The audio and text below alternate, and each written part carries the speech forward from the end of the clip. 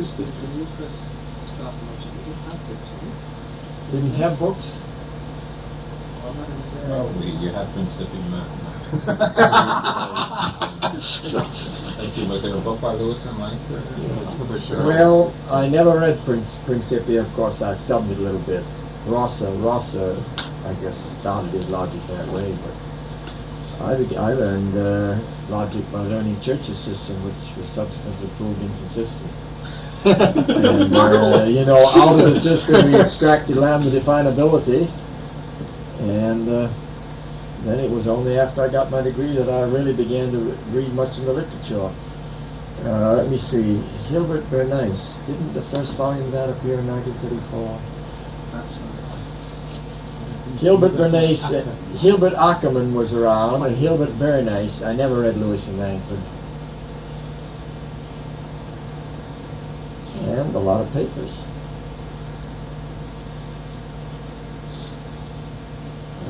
For instance, by Girdle. The first we knew of Girdle's paper was one time the mathematical colloquium, the speaker was going to be von Neumann. And of course, von Neumann had lots of things of his own to talk about, but instead of that, we got in there and found out he was telling us about Girdle's 1931 results. This was at Princeton, and it was in the fall of 1931. And whether he had the paper itself or not, I don't know, because there was a little conference, which I think is reported in Ergebnis or somewhere, in which von Neumann and Carnap and Girdle and 2 or 3 other people, Heiting, I think, there was some little conference in Germany. If you look it up, it's kind of a sort of a summary or forecast of what's going to be in Girdle's main paper. So it's clear that von Neumann was present at this thing where this was discussed. Was this the first you'd heard of Girdle too? That's the first when we went into this this meeting. It was the first that any of us. Church was teaching a logic course. Ross and I were among the students. It's the first that any of us heard of Girdle. I don't know whether Church was aware of Girdle's 1928 paper in completeness. He never gave it in class because I never had the classical form of the proposition or predicate calculi in my coursework. I learned them for myself afterwards. Was this in Fine Hall? This was in Fine Hall. So how did Church. Well, of course, as soon as we heard the lecture, the paper was available. Though, as I say, I'm not quite sure whether von Neumann had learned it independently of the famous 31 paper, but the paper was out. But we hadn't noticed it, We didn't go looking at every journal that came into the library to search it through for papers that would interest us. Maybe we should have, but we didn't. So, of course, we went and we read the paper right off. Church was convinced that there were sufficient differences in the way logic was formulated in his system that it would escape the theorem that you couldn't prove its completeness in the system itself. Well, of course, he was right.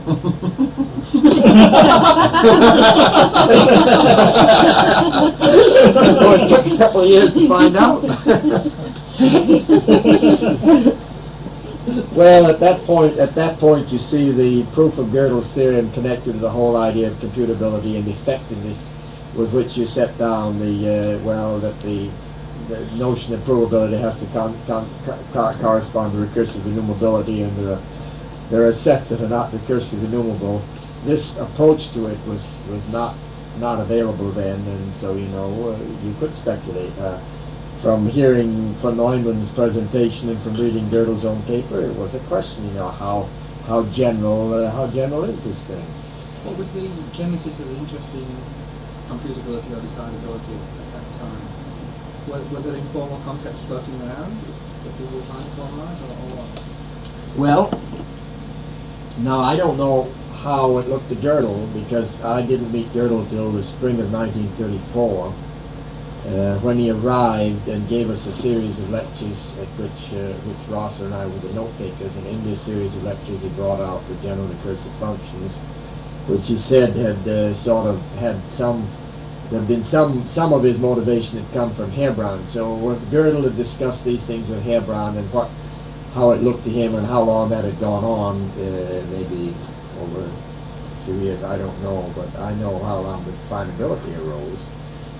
I was given the job I took my first logic course in the fall of 1931, the fall semester 31, 32, and I was a note taker for that logic course, and I was busy taking the notes. I wrote some things in the notes, but mainly I was just assimilating the material. And so the moment I got done with the course, I wanted to work on something. And Church had introduced this system, and he'd introduced the definition of the integers, you see. Well, the way it went, lambda, you all know lambda definability integer. So the question was to develop the theory of natural numbers or positive integers, theory of positive integers, on the basis of his postulates. Well, actually, to develop it on the basis of a subset of his postulates. He had a description operator in there. We wanted to develop that. So we had the piano postulates. How are we going to develop these? And one of them is, I think it's number 3, if I remember. Anyway, it's the one that says if the successors of two numbers are equal, the numbers are equal.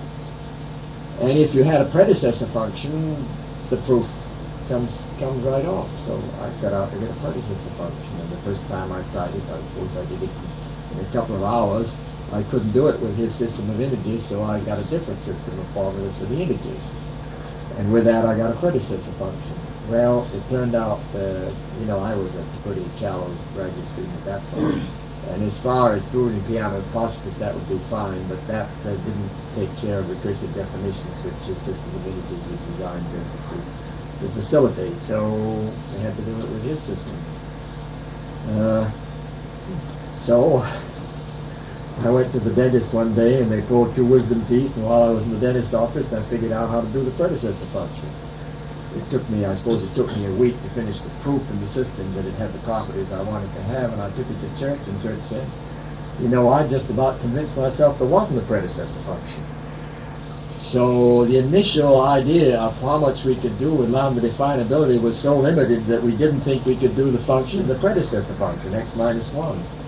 So there was no idea in the beginning that this was going to be all effectively calculable functions.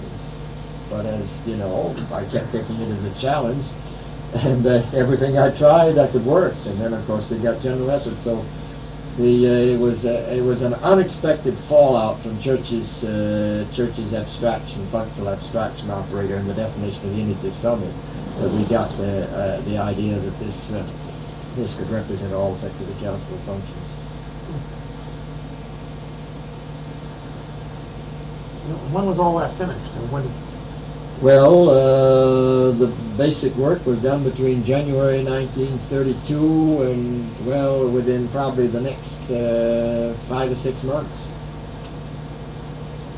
In the next year, I was writing it all up. I had, everything I tried, every kind of function I tried to define, every kind of effective operation that I tried to parallel by lambda definability, I probably knocked off within the first 5 months.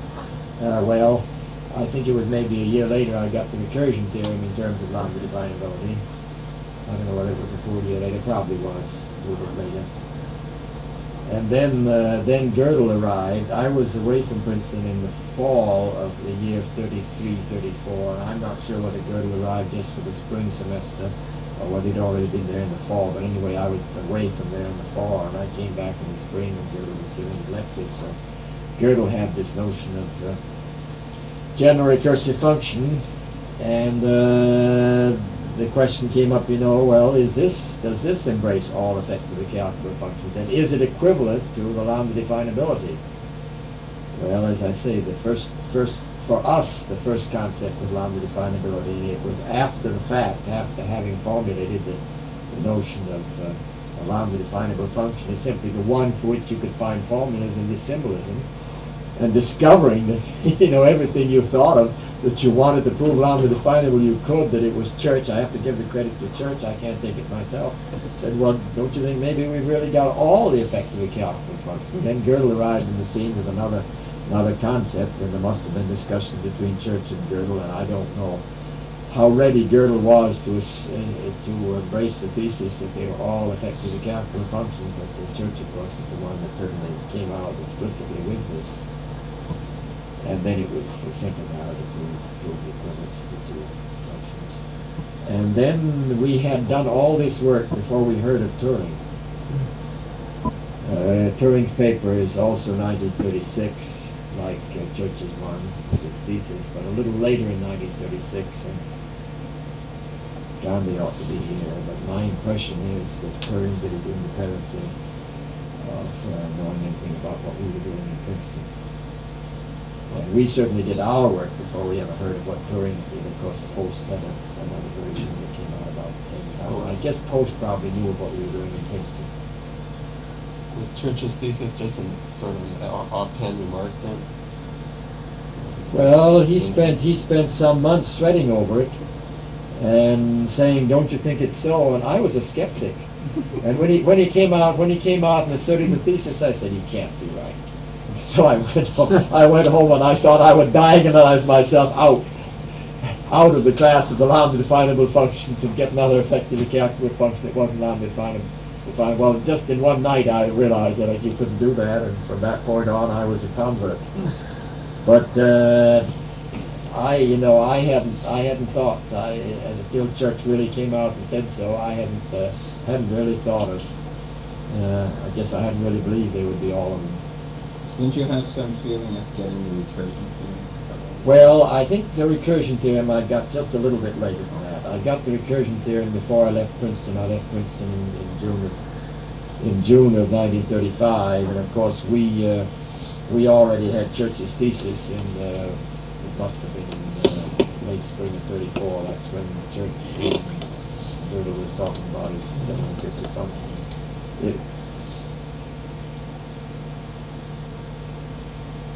Do you know, by the way, it's very strange note of Girdle, changing service mathematician colloquiums. Really very short note. I can't remember exactly which year would appear, where he introduced the notion of a function which is really representable in a axiomatic system of arithmetic. Yes. And there he says that unlike the other notions, it is independent of the system. I think this was the first idea of calculus. Yes, you don't happen to have a copy of Introduction to Mathematics, do you?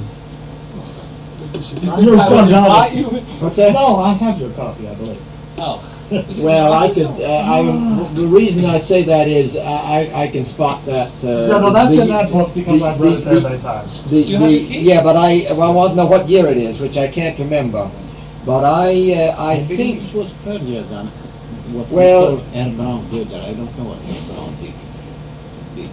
Well, what Ebron did in the general recursive functions as presented by Girdle, giving credit for ideas of Ebron, is something I understand more than what Ebron published. There was a little note of Ebron's, or a little, it was something short, or whether it was a short note or just a short piece in the end of something else.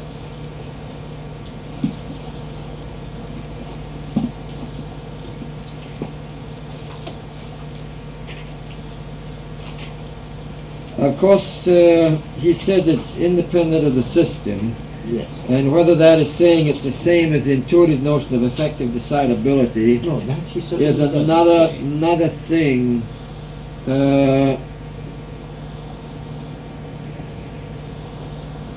Well, I know just where to find this thing. I think it's what I call resolvable in a system.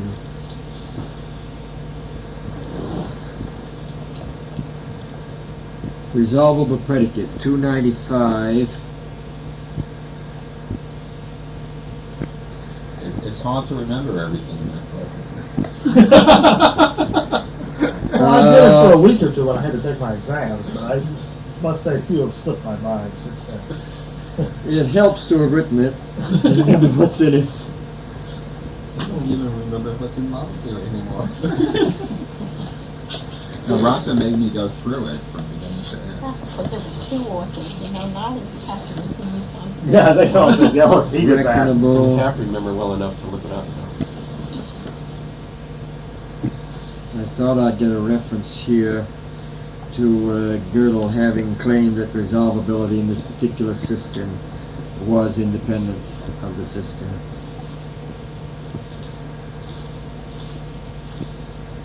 Let me see.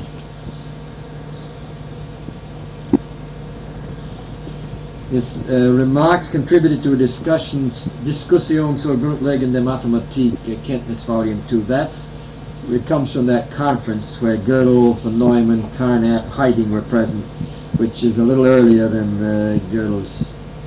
Well, actually, the printing is a little bit later, but the conference was a little earlier. Well, I'd have to look it up to see which one it was in.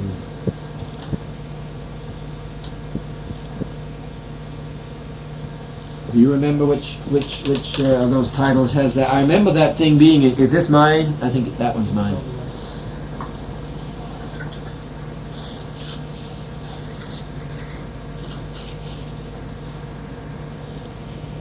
I think that's in this paper, Länge von Beweisen. Über die Länge von Beweisen, Yes, which is 1936. Yes, that's with this Yes. note added in green, so that's this note here. Now that's Yes. later than what we said. Yes.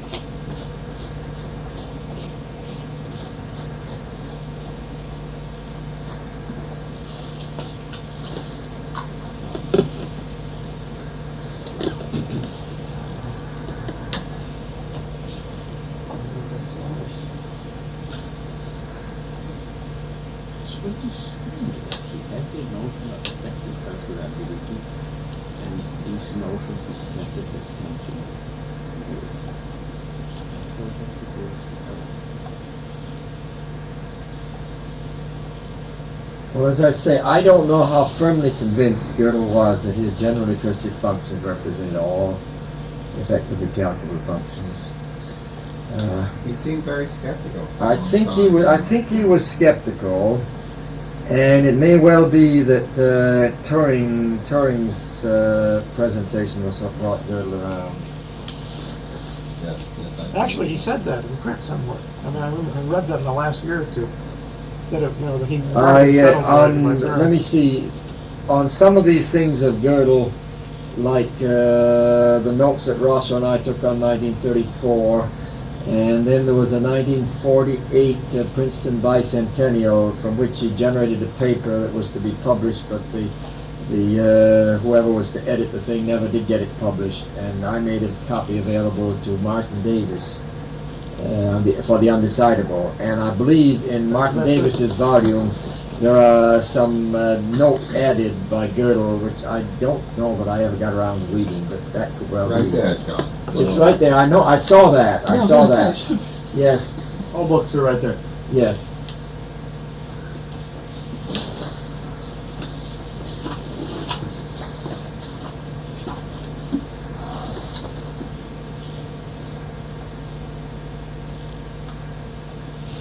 $39 is the Rosser training notes on Girdle.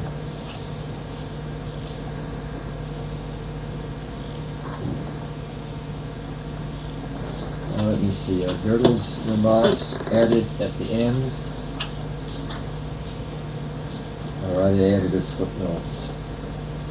So we had footnotes, so those footnotes must be ours. Postscriptum. Yes, postscriptum. In consequence of later advances, this is contributed by Girdle whenever it was necessary, early 60s for Martin Davis. Postscriptum. Consequence of later advances, in particular the fact that due to A.M. Turing's work, a precise and unquestionably adequate definition of the general concept of formal system can now be given. The existence of undecidable arithmetical propositions and the non-demonstrability of the consistency of the system of the system in the same system can now be proved rigorously for every consistent formal system containing a certain amount of finitary number theory. Girdle's work gives an analysis of the concept of mechanical procedure, alias algorithm, or computation procedure, or finite computation procedure. This conception is shown to be equivalent to that of a Turing machine, and so forth.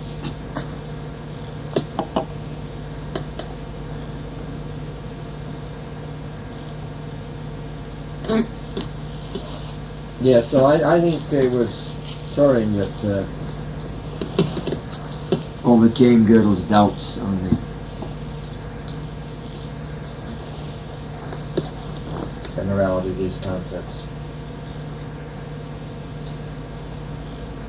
Except, of course, that 1936 paper, Über die Länge von Beweisen, Girdle certainly does say that the notion of what functions you can represent of predicates is independent of the system. But that's not quite the same thing as saying it's all effective incalculable functions. Yes, but what's strange is that according to what you are saying, he already knew the notion of this so-called Gödel and Brown computer function. Yes, but whether he agreed that it was completely general from the point of view of algorithms or finite procedures or that, I guess.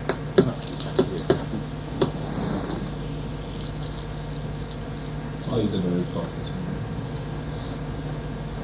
Actually, were you involved in the functions at that time, or? No, I man. He's just a learned little exactly. baby then. Just Not quite so, but I learned from Steele's paper, which I trust in mathematics and so that the theory was already quite well developed. Were you a bit better than Steve and then you had a degree, or were you? Yes, I studied this paper. When was it published? I think. Published in 1936. So I studied in 37. Did you do a thesis? My thesis was on the absolute trace.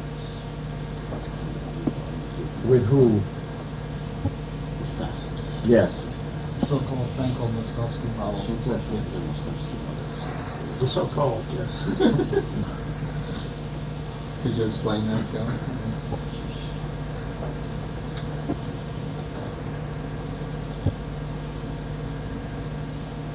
So when did you finish your thesis? I finished it early in 37, and then went to Zurich in time and studied what was the most important, and what was the most exact thing in the logic came across this paper. Early history, who started this business with recursion theory? And as you pointed out in your lecture, this what people now call recursion theory has nothing to do with recursion theory, and I quite agree with that. But who got the idea that these set theoretical operations are recursive operations? Well, I'm no expert on the history, but You may be. I think Takayuki started. Or, do you mean set theoretical operations as distinguished from recursion theory on ortho? Set theory of ordinals, I think that's quite obvious that it is a generalization.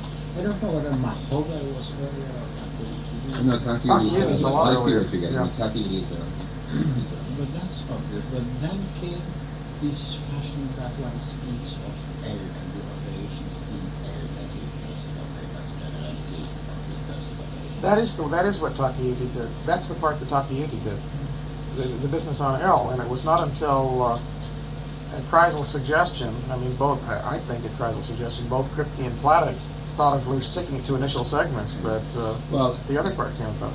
in the last 2 pages of Takayuki's paper, he does consider countable initial segment of the ordinals.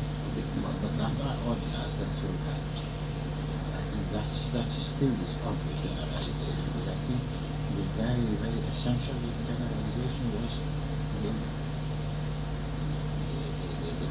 possibility of passing from ordinals to sets. What's recursive in the operation of forming the union of sets? Yeah, there's a mysterious footnote in this paper. It really is early, by the way. The date of receipt on it is 1959. Yeah. It's definitely earlier than Mach overlay and all that. But there's a mysterious remark in it on the first page in which he thanks Professor Girdle, for some important insight. But he doesn't say what they were. And then a lot of the notation in that paper is the same as the notation in Girdle's continuum monograph.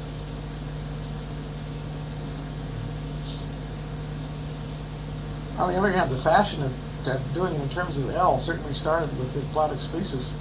In other words, when he wrote the thing on admissible sets, that was done entirely in the set theoretic language for the first time. Because Kripke did it in the other language. Yeah. And Kripke stuck there. Kripke stuck really to equations Yeah, he stuck to on the ordinals, whereas Yeah, he Dick stuck to Plattix was it. entirely in terms of fragments of set theory. Right. And Kreisel, I think, also originally had it entirely in terms of ordinals and notations for hyperarithmetic sets of ordinals. So I think the first place is absolutely explicit is the Plattix dissertation. I'm not absolutely sure. This mysterious Plattix dissertation. The 500-page mysterious Plattix dissertation, which will never appear anywhere. Are the copies available? Yes, Yeah. But how readable are they? it's Oh, many it's mistakes typed. in it, but It's it's typed. I've never understood why Barwise calls it Kripke Plattix. Calls it KP, you mean Kripke Plattix with other elements. Kripke gave a course Yes, at you're right. Harvard. You're right. I mean, I have a copy of the notes I of the do course too. taken by a student. Now, that course was given after Plattix got his PhD. Because, Right. in fact, the idea of Plattix was an instructor at MIT. There's no question about it. Oh, but that was in 60. No, just wait till the conclusion.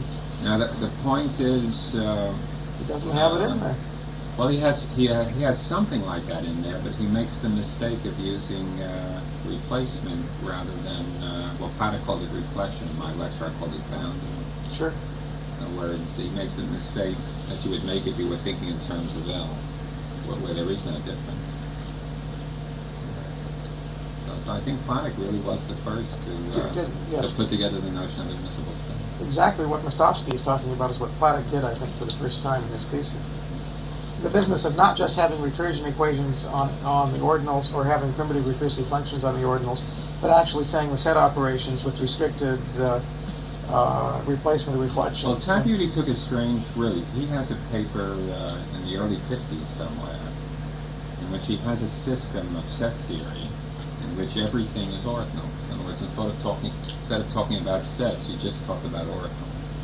And he has some theorem to the effect that, in some sense, this system is equivalent to ordinary set theory. Well, And then his paper, Recursion Theory on those, is really a sequel to that, at least in his mind. who would you credit the notion of an admissible ordinal to? Well, Kripke certainly had that. I mean, he may have even had it before Plattix. Maybe it was independent. I said, I think maybe that's why Barwise Yeah. was a Kripke fan. but the notion of admissible set is not Kripke Plattix, that is Plattix. That's really Oh, Plattix. Yeah, because the Because ordinals Kripke thing- definitely made this mistake. It's a very simple mistake to make, insisting on replacement rather than we were certain, I think we were certainly working on this stuff in the summer of '64, the Jerusalem conference, because that was just about the time it was coming out. But do you remember when that contradiction turned up for a week or two when you were Yeah. still at Cornell? Right. Because of the two possible definitions of reducibility and being quite a little bit naive about it, Graham Driscoll, one of Gerald's yeah. students, came up with a contradiction in meta-recursion theory. And it turned out that when Gerald checked with Kripke had never written out the proofs for the subject. I remember that very well. Yeah. But he guessed that they probably worked. And it's very difficult. You have to watch, the kind of attribution you give if the proofs have never actually been carried out. Because Well, he never published anything. Kripke thought there was a contradiction in the subject, and there wasn't. I mean, neither Kreisel nor Plattix would have thought there was a contradiction because they Yeah, didn't Graham allow. Driscoll was my very first student in this area of recursion theory on the ordinals. I thought I'd start him off by having him think about post-problem. First of all, we confined ourselves just to the recursive ordinals. In other words, the very first admissible ordinal. And post-problem had already been done there, so I thought he could start off by reflecting on it, perhaps improving it a bit, getting a tidier solution. And he did get a very efficient solution, much more so than the existing one. And he kept thinking of further improvements day by day, until finally he came in with a contradiction. In other words, see, initially he built two sets which were incomparable, right? Then he thought of ways of giving them additional properties. They were incomparable and had property P, and they had property Q as well. They're still incomparable. And then finally, the final property was comparability.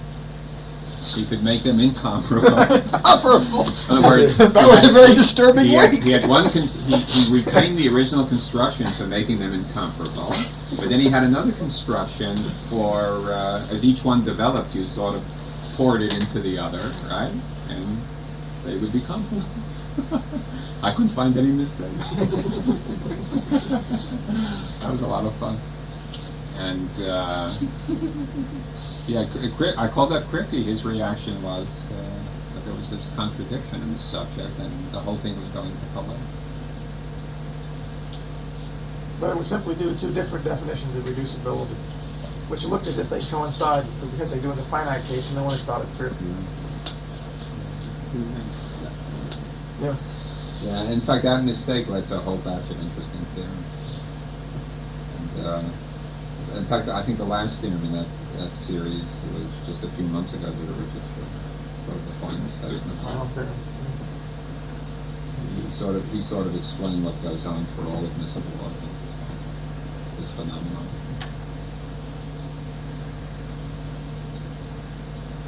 So why don't we publish Plastics PhD's thesis of analysis? He won't release it. Well, there's no need to publish the part on admissible sets, I think. But it would be interesting to publish the part on higher types. He had certain proposals and results about recursion and higher type. Has he published later things? I mean, No. He has written later things and left them in the same unpublished state, Well, he did publish one paper on the superjump. which was wrong. Right. It was given rise to a great deal of work because he made a stupid mistake in it. In fact, I think all the very later work, valuable work, maybe? I think it is. The later work's very valuable. It was just an absolutely an idiot mistake that no one that subtle could normally make. You know, and he made a stupid mistake, and it's given rise to a great deal of work. The Axel Hinman work and your student Leo Harrington and so on. They've all picked up on that. Yeah. I must raise protest against this habit of not publishing. That's all right here because you meet every second month on a conference you're there. And people like me are completely Yes. for us. I agree completely. Yeah, should last. And anyone who doesn't publish his work should be penalized. This is just what I wrote to Emil Post on construction of incomparable degrees and things like that. He made some remarks and hinted at having some results, and I said, well, when you leave it this way, you say you have these results, you don't publish them. The fact you have them prevents anybody else from doing anything on it. So he said, you've sort of pricked my conscience, and I'll write something out. And he wrote some things out in very disorganized form, and he suggested that I give them to a graduate student to turn into a paper. Well, as I recall, I think I did try them on a graduate student, and the graduate student didn't succeed in turning them into a paper. And then I got interested on them myself, and the result was eventually the post-Kleene paper. You mean undergraduate students could have had the post-X paper? If they'd wanted to work harder. Well, I suppose maybe it wasn't good for a graduate student because a graduate student needs a thesis that he can publish under his own name, and this would have had to be joined. So maybe... Oh, I don't know. No, I think he could have bared having the post-X paper instead of the post-Kleene paper. Well, as a matter of fact, of course, it could have if a graduate student had picked it up, and there were things that Post didn't know, like that there was no least upper bound. You see, Post didn't know whether it was an upper semilattice or a lattice. I was the one that settled that thing. Well, what are you talking about? The degrees of the arithmetic? The upper semilattice of degrees of unsolvability. Yeah. So a student, if he'd done those things, could have put his part into his own paper and another one into.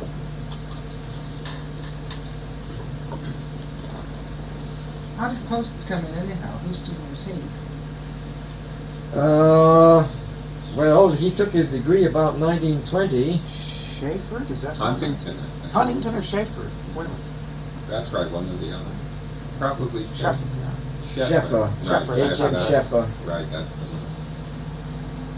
No, Pasky told me the following story about Post, which I believe is true, that after arriving to the United States, he told Post that he congratulates him because he, Post, is the only mathematician and logician who has made important contributions to propositional calculus and who has nothing in common with Poland.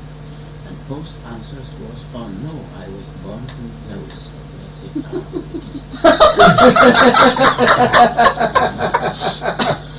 That's a new fact. I mean, Post was a Polish logician. When did he come to the States? Probably as a child. What's that? Probably as a child. Yes. What did you see? I see. I knew that. Tarski used to tell this story in the early 50s. Well, what about Steve? Did that mean that Tarski, was he saying that you have a connection with Poland? I don't have any connection with Poland. Who's What have I contributed to propositional calculus? Oh. Unless maybe to intuitionistic propositional calculus, which Tarsi wasn't thinking about. Are you going to sell a record too besides T-shirts? No, I don't know how much is missing. I think about 18 minutes, you know. And I thought it might be worth writing up and circulating, and then it could be edited by people and could be selectively available if people wanted it. But there may be remarks that people would like to expunge. But just before the war in Poland, I mean, before the catastrophes fell, what was going on in Polish logic? I have the impression it was out of propositional logic by 1938 or 9. I mean, I had the impression that Tarski had already started up trying to get model theory going. Is that right? Well, much emphasis was on decision problems. So that was one thing. Another thing was, people were working on these strange systems of Leśniewski. So this was very fashionable. And still there was work on propositional logic still. Various problems. Did people know Tarski's decision procedure for the real numbers at that time? Well, Tarski gave a lecture about it, but I don't think it was generally known. He didn't publish it until much later. Well, I think there was an attempt to publish it that was interrupted by the war. What do you mean, the proof sheets? Yeah. Isn't there some story about proof sheets they used to say? Except the originals were destroyed. Which proof sheets were this? The decision for the real close field. Yes. I think it wasn't that so that he spoke about it in the Paris Philosophical Congress. That these proof sheets were I think that was it. Well, and then the type was destroyed, so it actually never appeared, though he'd already corrected proof. Although he has a copy of at least one. I remembered that too. This is one of the saddest things. Logic was that Pressburger never got his degree. Pressburger never got his degree. Yes. Tarski refused That's right. to give him the degree for his paper. Why? Which is now one of the most cited. Because he considered it too simple.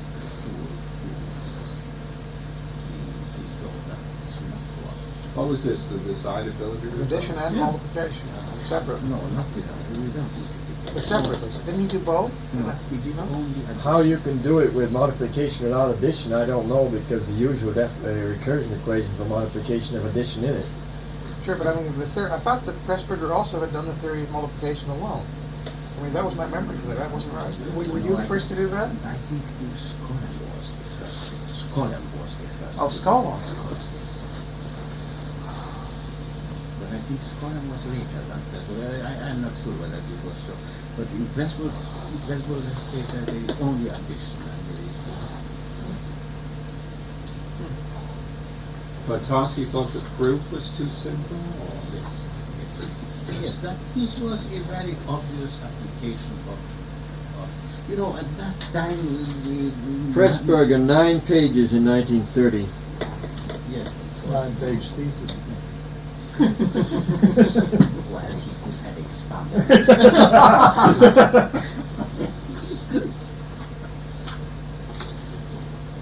what were you saying? Well, At that time, it was the method of eliminating quantifiers was pretty well known. Tarski took it over from Scotland, but taught it at the university and applied it to several problems. Oh, I didn't know that. The method of elimination of quantifiers was invented by Scotland? What did Scotland use it for? To prove a decidability result. You know, there is a paper of Scotland which has a very long name. It is welke klassen van uitzagen betreft.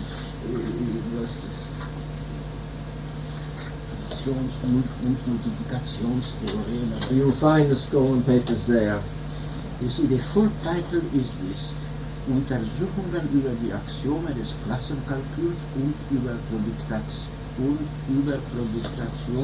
Summationsprobleme, welche gewisse Klassen von Aussagen betreffen. That's the title. That's a title. That's not what it's called. And, well, in effect, he proves there that if you have unary predicate calculus with quantifiers not only for individual variables but for functional variables, then this gives you a decidable theorem. What is that second automatic? Second one. And there I didn't he know that has- was his result. Yes, and that there he uses What's the year on that? What is the the year is 1990. 1919? Didn't Lewis and Langford come out even earlier? Or not? Maybe it was in Do they use elimination? Yeah, they dense linear ordering Oh, system. yes, yes. Well, maybe it was Langford. That's right. Langford. Well, look, it Langford must was be a in very there. early person. Yeah, he must be in there. I bet Langford is there. It must be an Discussing, this is not a complete bibliography, you know, I only can put in there if I had some reason to cite it from the book. Langford is certainly not here because it's only a 1927 paper, but there is a paper of Langford where he uses more or less the Is it 1927? Yeah. Isn't that the date? That's the book. But the Well, that's a Langford paper paper. on dense orderings, is that what you got? Yeah. But Langford, I think Langford had a paper about ordering relations. Yeah, but it's later. Let's see. It's later, it's 27, right? Then it was but anyway, since the method was known, it was quite easy to apply it to this addition. What was Lindenbaum's thesis about? Oh, Lindenbaum's thesis was about metric spaces, had nothing to do with structure. He wrote this with Shakespeare. I do not know exactly what it was about, but there was some classification of metric spaces. When was it? Somewhere in the middle of the 20s. So Lindenbaum was not technically a Tarski student, but he worked closely with Tarski. Now, why did I never understood history because some people call Lindenbaum algebra, others say Lindenbaum-Tarski algebra. Yes, and yes. Now I believe the first one is correct. I don't know what is correct. You know, the name Lindenbaum algebra was, well, I think I am partly responsible for that. Lindenbaum wrote a paper in which he showed that if you have a system of propositional logic, then you can find a matrix which is satisfied precisely by the theorem of this propositional logic. And one does it in the way that one considers expressions of one brings up this matrix from expression. So after the war, when Rashov and Shidowski wrote their book and they wrote their papers, they asked how they should call the algebras built of propositions, and we decided in joint conversations that because the first idea of an algebra related to an algebra constructor of propositions was Lindenbaum's, they should be called Lindenbaum algebras. But Tarski had an algebra built of propositions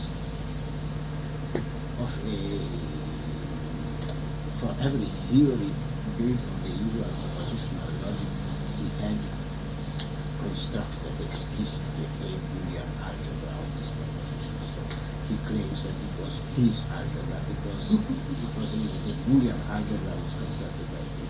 But I think the general idea, as far as I understand, was firstly conceived by Hindenburg, because Hindenburg was the person who had this matrix.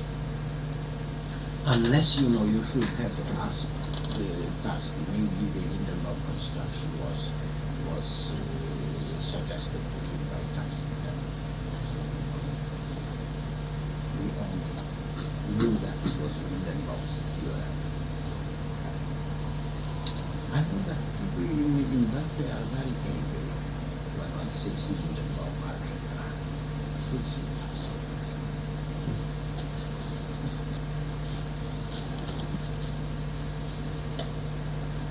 Now, was there not also a controversy over Stone's theorem? I mean, the representation theorem for Boolean algebras? Whether Tarski means whether Tarski claimed it. Yeah. Tarski is just one step behind. I mean, he knew the construction of ultrafilters for set algebras and proved their existence, but to just miss that key step of, when that ultrafilters exist for general purposes. How do you use algebras in Tarski algebra or Hindenburg algebra? Yeah, I think so. Yeah, there are other things here. I think there's sometimes we call it the Reminiscences theorem, right? Especially when it goes up. But then sometimes if it goes both up and down, we refer to it as the Reminiscences theorem. Do we? Well, I think it was. It's supposed to be Wilhelm School and Tarski all the time. But I don't think it's uniform. I think that there are places where Tarski didn't quite. Does anyone know anyone who had ever met Lowenheim? I mean, he published that one paper and vanished. Tarski. Tarski knew Lowenheim. Tarski claims to be the only logician in this matter. Oh. I guess we could drift. He met him. Skolin never met Lowenheim? Tarski claims that he met Lowenheim once, and he is the only sort of official logician ever met him. Could well be. Did he say what Lowenheim had done for a living, so to speak? High school teachers are. And Lowenheim, of course, had it in a very strange, from our point of view, a very strange way of putting it. Was he a Maybe student? that goes back to Peirce or Frege or something that Lowenheim got his. That's Schroeder. The name downward, Schroeder. upwards, Lowenheim's Scholar theorem is extremely strange because Scholar Lowenheim proves it only Downwards. downwards, from infinite to the numeral, for any infinite to the numeral. And upward, I think it was I think that's right. Well, that's why we carried the name Tarski along here, but it's very awkward. That's renamed human. And did you check that every occurrence? I remember doing the first set of proofs, I had to add a few Tarskis afterward. On the other hand, the initials go very well. LST. Yeah, there's this beautiful thing that CC did in Leicester, and he talked about this theorem. He gave it full title, and it was the Girdle, Henkin, Maltzer, Pfefferman, Herzen, Tarski, Pfefferman, Sikorsky. Did you do something like that? And so on, and it went through. And everybody who was involved with, the compactness theorem plus the Lowenheim Scholar type theorem was listed. That was incredible. Did I do that? You did that. That was some years ago. Yeah, you used to kid around a lot. Now I concentrate on only the serious things. Sure. Steve, when did you first find out that there was a real connection between your work on function quantifiers and descriptive set theory? In other words, there's no evidence that you had looked at descriptive set theory in your 55 paper at all, or that you just had side connection.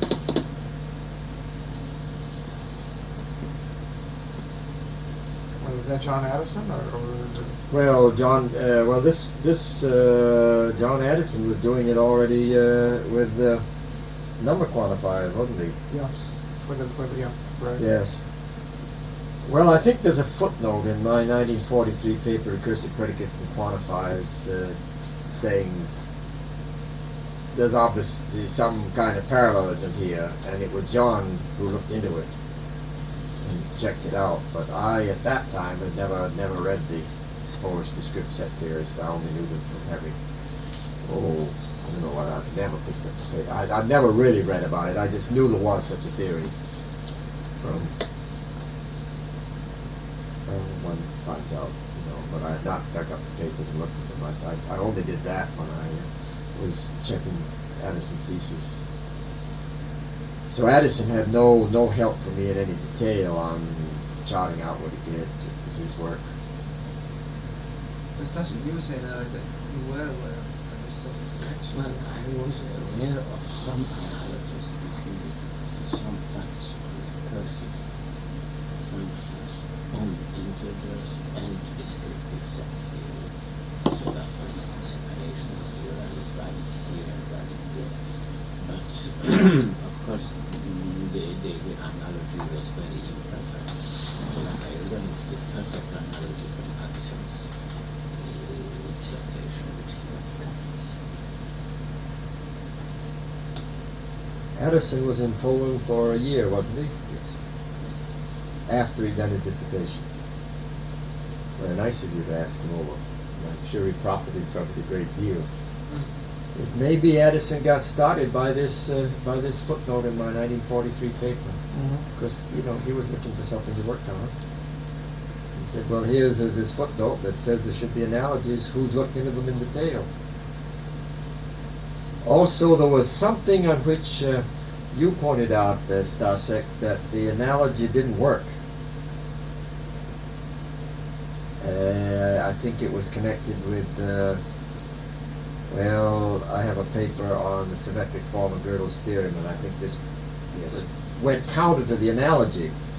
And maybe that was what started Addison off, because he looked into it and he took he matched things differently, and made the analogy go through by a different matching. No, because as far as I remember, in your paper about this symmetric form, Yes. tried to pursue the analogy between the number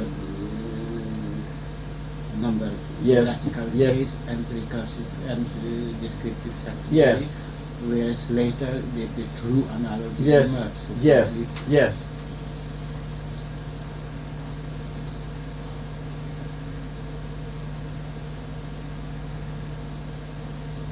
I find it very difficult to sort of get a historical perspective on the time of publishing a lot of these papers, especially over the war period.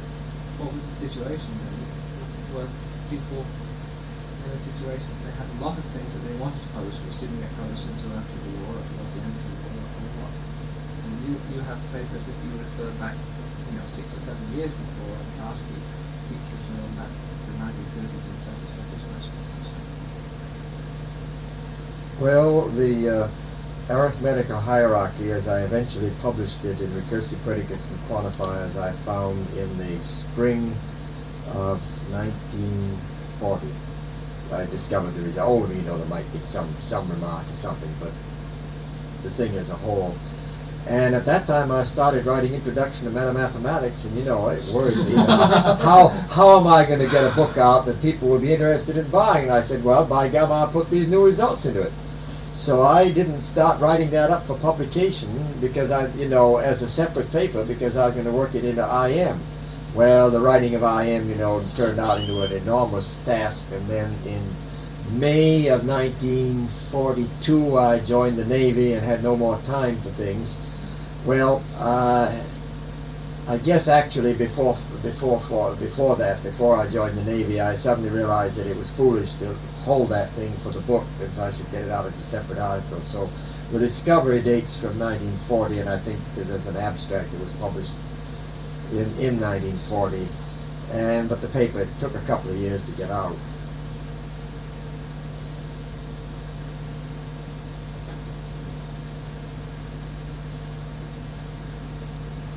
And realizability, this had been was pretty well we pretty well knew what we were getting. before the war, but it was I waited to publish it till David Nelson had finished his part of the work, and that meant that didn't get published in 1945. But I had it in manuscript before the war. Modular final revisions or references. What about people in Poland during the war? Oh, there were plenty of papers, most of them were destroyed during the war. I wrote my paper on this hierarchy, more or less duplicating what Steve did after the war, but I had notes dating back to some 42, 43. Only, I had a very nice, wonderful, big notebook in which I put all these discoveries. Discoveries, one can hold so. And then in 44, there was an uprising in Warsaw, and I remember the soldiers came to our house and ordered us to leave. So I was with my mother in this house, and I hesitated whether I had to take the notebook with me or some bread, and I decided to take some bread, which I got by the way. So all my notes were burned. So then I got started the paper somewhere in 45. So you told me, I think that you worked on tiles, roof tiles during the war? Yes, I worked in a factory where they made this. I didn't have very much to do with that, so I devoted most of my time to logic. Well, I simply closed the books on logic in May 1942 and didn't reopen them till, well, it might have been November, October or November 1945. Because I did have a lot to do, and I felt it my duty to do the most I could in that war effort. But I will tell you still one story. After the soldiers came to my group, they were led to what the German called Durchgangslager. That is Would you say that word again? Durchgangslager. Durchgangslager, yeah. Transitory camp. Surely. And people were divided in two parts. The older ones in one direction, the younger ones in the other direction. And the younger ones had to be sent to the concentration camp, but I somehow escaped, but not be sent. At any rate, I met there a professor. And you can imagine a group of such people carrying their bags, come of soldiers around us. And I see the professor, so I tell him straight to Monica,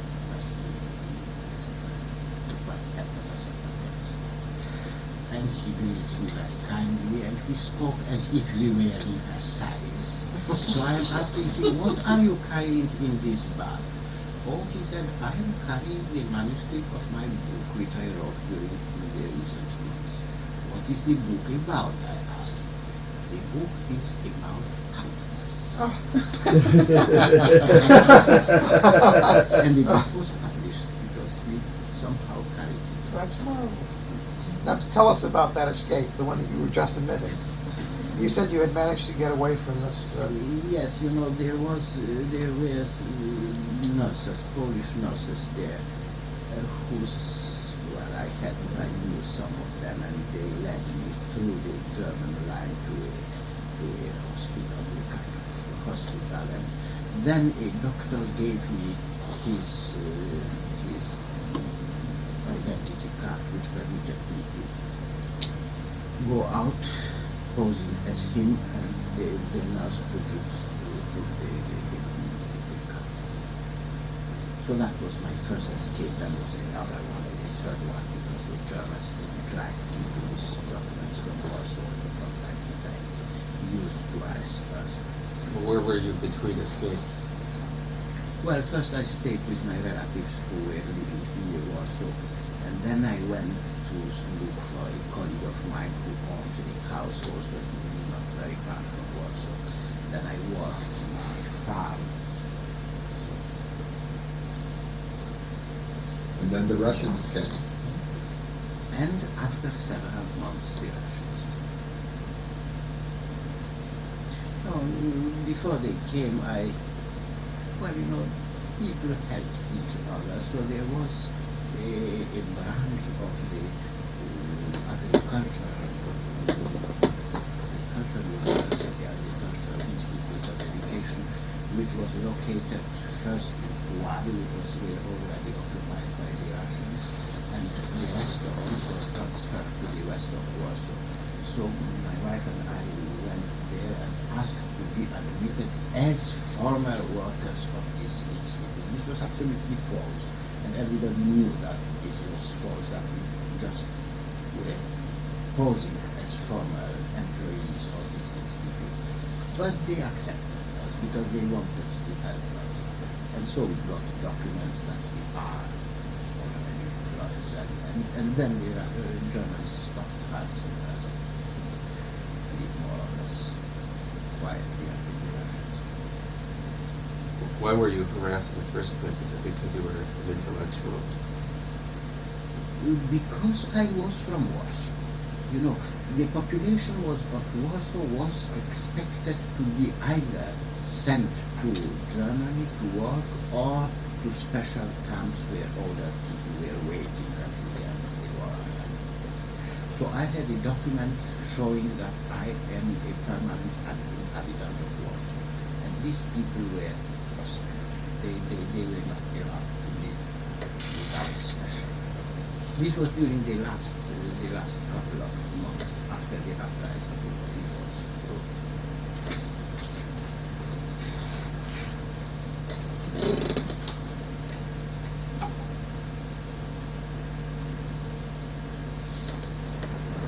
But that doesn't belong to the history of logic. Now, what history of logic would be different if you had been eliminated at that time? That's true. Very much different. Well, I always thought that the history of logic would be different, at any rate for me, if I decided to take Not my now, green that many. notebook with me. Oh, yes. You really had great theorems there which have never appeared. No, but they were useful theorems. For instance, I could reconstruct all the proofs which Girdle had about consequences of V equals to L for descriptive set theory. These were later published by Addison and by Novikov, but I had it already then, and I had also the decidability for the elementary theory of right order. There is an abstract of transcript myself about it, but the proof was never published because the procedure of eliminating quantifiers was hard and required too many details to be worked out, and I had this all written up there. I regret that. How did you go about reestablishing Polish logic immediately after the war?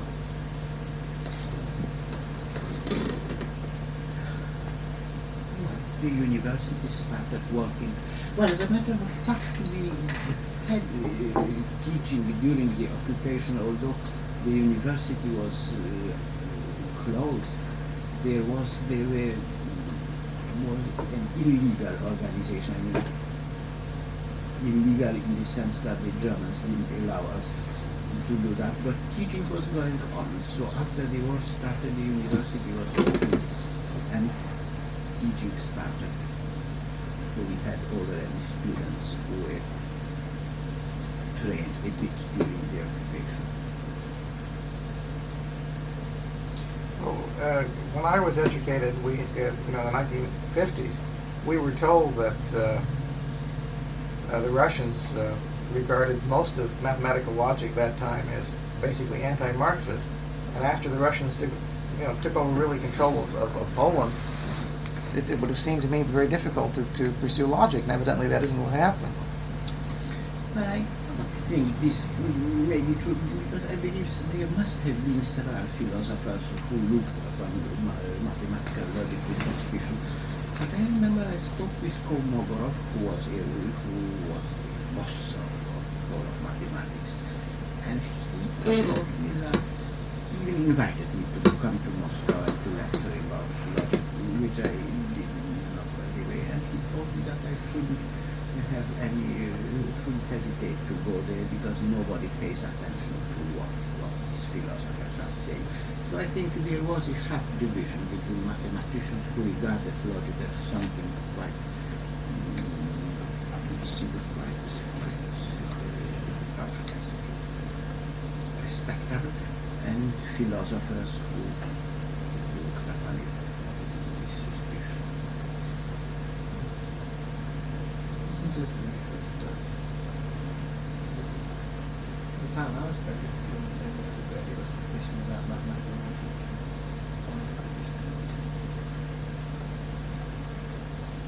That was in England.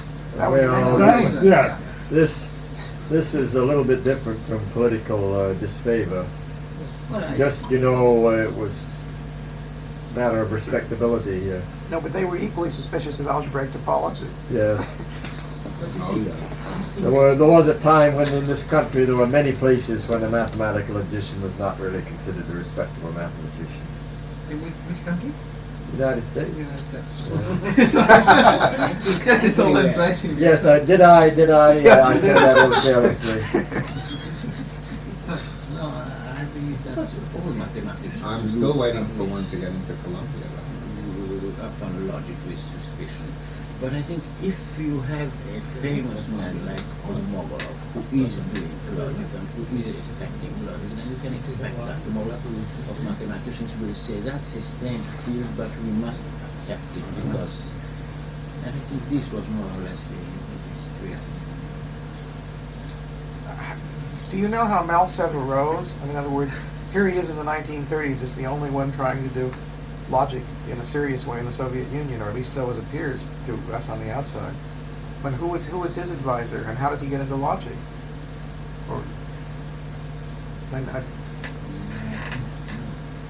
He taught in Ivanovo, which was a very small school.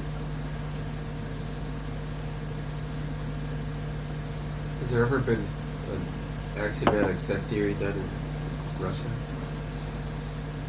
No, I don't think so. I don't think so. No, they were very clever people in Russia. Wuzin, first of all, was there, who was interested in problems of descriptive set theory, which bordered the foundations of mathematics. Of course, he was more close to the French intuitionists and semi-intuitionists. So, he probably taught them set theory, not axiomatic set theory, but set theory and foundational problems of set theory. Even to this day, I don't know of any axiomatic set theory that's been done there. Is there any reason, or is it just? This must have been the influence of Wuzin. Wuzin is more or less of the same time, more or less of the same time as Lebesgue or Baer, and he took it all very intuitively.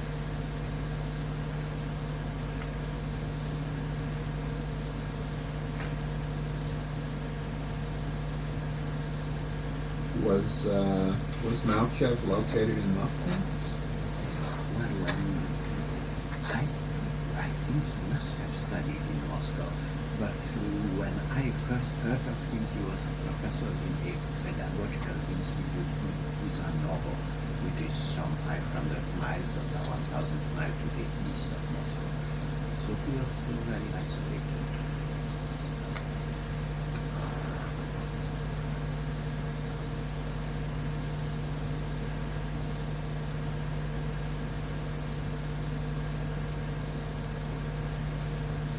Steve, did you know Turing when he was in Princeton?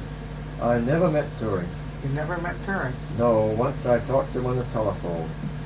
You see, I left Princeton in June 1935, and I don't know whether he came in the fall of 36, but anyway, it was either the fall of 30, probably the fall of 37, because he couldn't have come till after his paper was out and the Princeton people invited him. So anyway, he came a year or two later when I wasn't in Princeton. I was back in Princeton in 39-40, but by then he was gone. And wasn't I just talking to you, CC, about Turing? I was talking to somebody at this meeting. Maybe I talked to Gandhi. I think it was at the table at Neil's at Mannix College or some other people around. But anyway, I used to go to the fall, the summer, and the summer, the fall meeting, early September meeting, and also the Christmas meeting of the Mathematical Society. And I guess Turing just didn't go to these things. Then one day in July 1970, I turned up in Leicester, England, where my wife had relatives. And I could have written Turing ahead of time, but I didn't. I turned up in Leicester and I telephoned Manchester and I offered... Wait, Steve, what year was that? You said 1970. You didn't mean 1970. No, I meant 1950. 1950, sorry if I misspoke. And I telephoned from Leicester to Manchester, which was, you know, an hour or two on the train or something, and offered to come over and see him. And he said, well, I don't come because I'm tied up with something, you know, that I couldn't, something I have to, it's important for me to run something on the machines or something. I thought it was partly shyness because, you know, I thought he could have found maybe some time to talk with me if he did have something going. Anyway, that's the closest I ever got to meeting Turing. He's, well, Jensen, of course, you see, I didn't get to Europe to meet logicians. I was once there when I was an undergraduate student in 29, but I didn't get to Europe again until 1948. And Jensen was killed in the war, so I missed meeting Jensen. I never met Hilbert. Most of the rest I met. Well, I'm sure you'll find some Poles I didn't meet.